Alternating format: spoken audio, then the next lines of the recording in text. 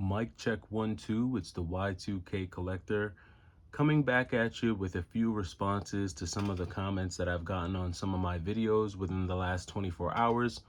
I haven't done a video like this in a couple days, and I figured it was about time I responded to some of the comments. So I'm going to go ahead and start with this comment that I got not that long ago. This one came from Matthew Bain in response to a video I put out this morning where I said, video games are not a retirement plan. And Matthew Bain says, overall, I agree with you, Y2K, but you could sell what you have there and it could work as a down payment on a piece of real estate. Thank you, Matthew. Appreciate the comment. And Matthew, you're right. If I decided to sell all of my video games, well, you're right and you're wrong, right? So I had gotten a comment from another viewer who said he had close to $200,000 worth of video games. Now, perhaps if that viewer sold all of his games and was able to get even 80% of what the value of his games were worth, perhaps he could go and put some money down on a piece of real estate. However, my video game collection, at least I don't think, is uh, valuable enough for me to put down on a piece of real estate. Additionally, um, down payments for real estate is kind of subjective. It really depends on where you're located. Um, if you're in a state like California, if you're in a city like, I don't know, Los Angeles or New York or Miami, a $50,000 down payment isn't really going to do much for you. Even a $100,000 down payment in these cities is really not going to kind of scratch the surface. If you're going with a conventional loan anyway, because remember, conventional loans are 20%.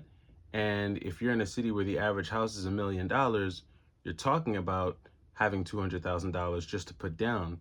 And then after that, buying the real estate um, is going to be tough because then you have to qualify, and it's a rabbit hole from there. I'm not going to get too deep because this is a gaming channel, but I do understand what you're saying, and I appreciate the comment. And I think depending on the circumstance, yeah, can you sell your games and use it as a down payment on a property? For sure.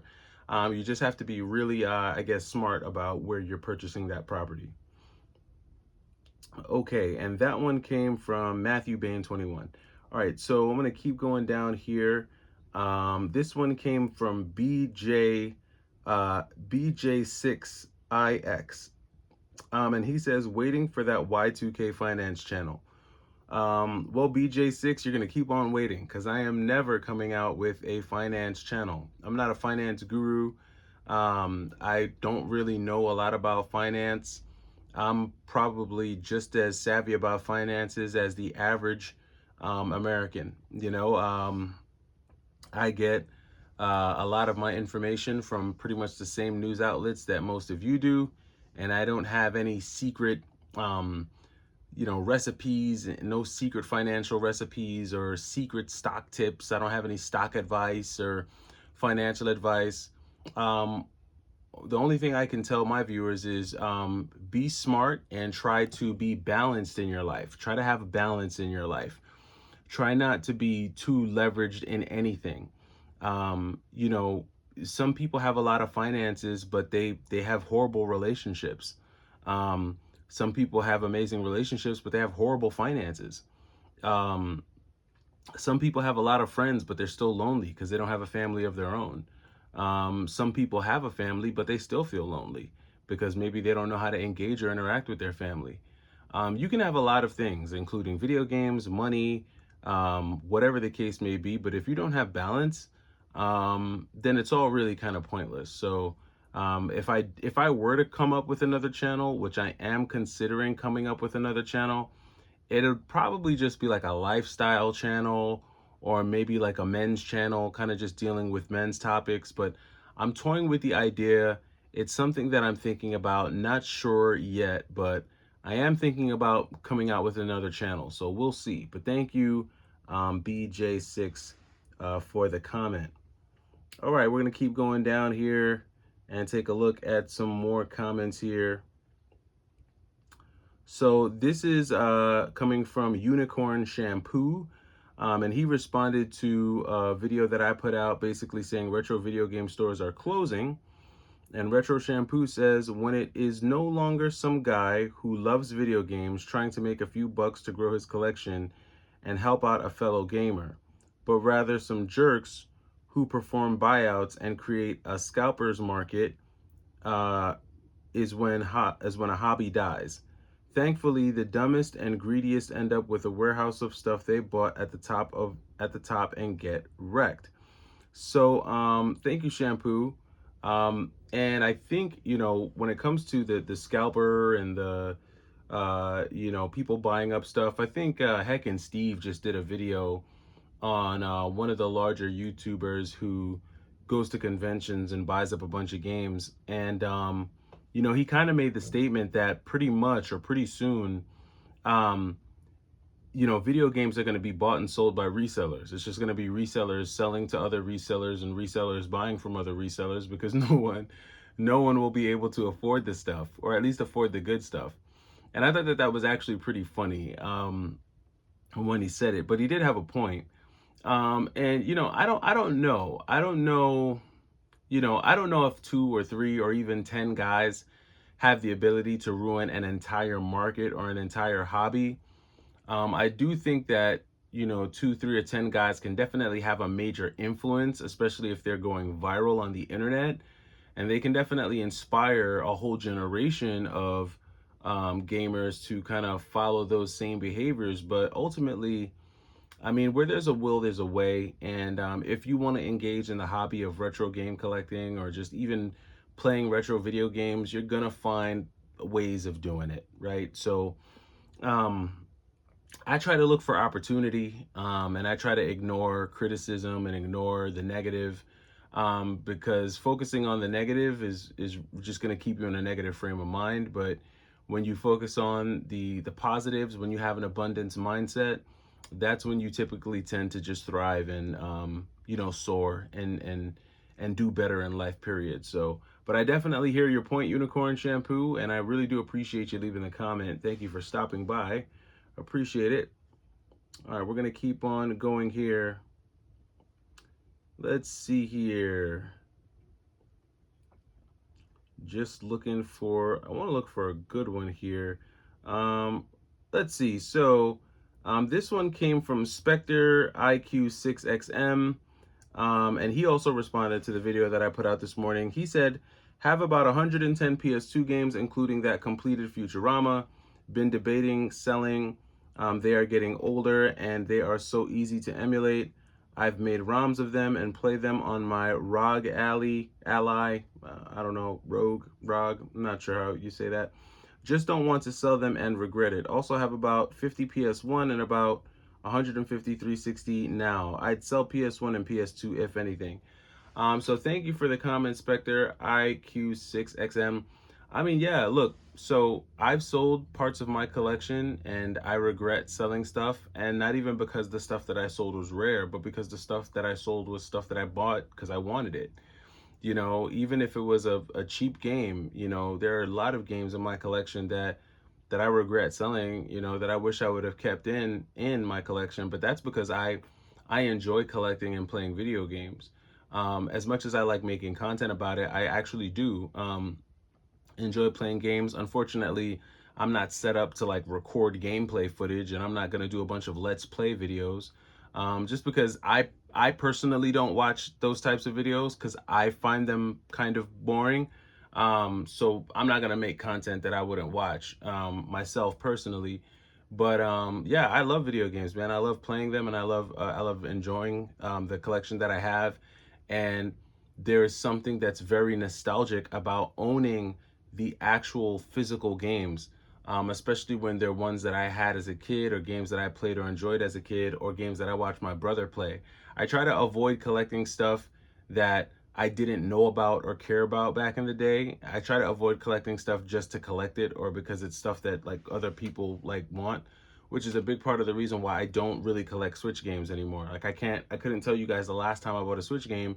And if you go back like a couple years ago, almost every other video I was showing you a new Switch game that I picked up. And I don't even buy Switch games like that. I don't even buy PS4 games like that because, you know, while they're cool, yes, they don't give me that same feeling of nostalgia. So what I say is just do you, man. To you, Spectre, do you, do what makes you happy. If selling your PS1 and PS2 collection is going to bring you joy and peace, and you can have the same fun and the same experience by emulating, then go ahead and do that, man. But follow your own path, bro. That's that's my thoughts here when it comes to that. Oh, look, so I'm gonna go ahead and read this comment here. We got another comment, also in response to the video I put out this morning, and it's from It Was Me 007, and this guy comments on my channel a lot. So shout out to you, It Was Me 007. Thank you for subscribing. I think you're one of the day one subscribers. You've been around for a while, so got to give you a special shout out. He says, my computer app tells me the value of my video games collection is worth well over $192,000. So this is the $200,000 guy. And that's not adding a bunch of stuff such as controllers, consoles, and many other collectibles. I still don't look at my games as a retirement plan. My crypto and Bitcoin portfolio is my retirement plan. Yes, I do own one family house and several vehicles. I do own all those games you have in this video with the exception of the Neo Geo stuff because I don't collect for the Neo Geo. So it was me, 007. Shout out to you, man. Sounds like you are on the right path. It sounds like you've got it all together, man. It sounds like you've got some real estate, some crypto, some investments, and a $200,000 video game collection. I really have no advice for you. It sounds like you are doing the damn thing, and shout out to you, props to you. You know, hopefully you're enjoying that collection, and everything is going well for you, sir. All right, so we're gonna keep on going down here. Let's see here. So this is in response to a short that I did, and this is from Graymars 1097. So Graymars 1097. He says, Radiant Silvergun is an amazing experience, even if you don't get into shooters that much. Absolutely give it a go. Thank God they have ported it to the Nintendo Switch. It was hell trying to play it on the Saturn. Either you had to pay lots of money or you had to emulate, which is awful, especially for a shooter. Absolutely try it. So yeah, that's one of the things that I heard and hear a lot. You know, emulating for the Sega Saturn is really tough, and the experience is not even close to the same. I had a comment a few months back from a person who said that they were emulating Hyperduel, and I can't imagine what that's like because Hyperduel is like a really fast-paced, intense shoot 'em up. So just kind of emulating that, I don't know how fun that would be. I definitely could see Hyperduel making its way to the Switch at some point, unless the source code was lost or just you know, no one can get the rights to it. But yeah, you're not lying, man. Radiant Silvergun is an expensive game. I know at one point it was like 250, 275 at one point. I don't know if it's gone down, but it definitely is available on the Switch. I mean, they're putting everything on the Switch. So many classic shoot 'em ups have made their way to the Switch. It's not even funny. I think eventually every game is gonna wind up on the Switch. Me personally, it's just one of those platforms that everything just finds its way to. So we shall see. But yeah, thank you for the comment, Gray Mars. Appreciate it. Appreciate you. All right.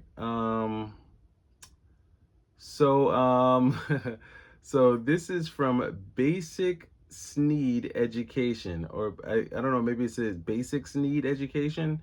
I'm not sure how he's pronouncing this or saying his name here, but he responded to a video that I put out, There's More to Life, and he put, I have no life. Yes, sir. That was his comment. You know what, man? Listen, if you're a person who has no life and you recognize you have no life and games are your life, at least you're honest. At least you're owning up to it. At least you're owning it. He could be being sarcastic here with this comment, but I mean, there are folks who really have no life. And hey, listen, if you find yourself in that spot, try to find a life. Try to get a life. Try to get out there and find some things to do that are outside of video games. You know, if you're not in a relationship, go try to meet a girl, go or a guy for that matter. Go try to meet, you know, someone, and you know, spark a conversation, build a relationship. You know, Get away from the games. Go spend some time with your family. If you have children, spend some time with your children. You know, one of my favorite things to do, like, and I started doing this a couple weeks ago, but you know, my daughter, she loves Paw Patrol. She's like a huge Paw Patrol fanatic. And you know, one of the things that I was doing was we would have like movie nights. And she loves it, right? She loves when I just pop a big bucket of popcorn and we sit down and we watch one of her movies, whether it be the Paw Patrol the movie or you know Peppa Pig. She loves Peppa Pig.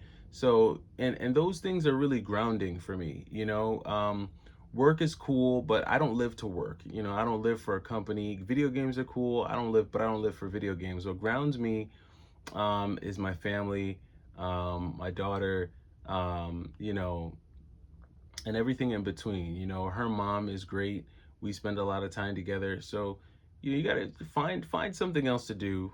Get a life, and I don't mean that in any kind of way. I mean it genuinely. Get a life. This is for all of the subscribers and followers who follow the channel. If you don't have a life, go get one. It's good. You need that. You need something outside of games to add some flavor to your life, to ground you in a sense and keep you in reality, because if not, you'll get sucked into this online, you know, YouTube video game echo chamber of non-reality, and you know, you'll kind of lose touch.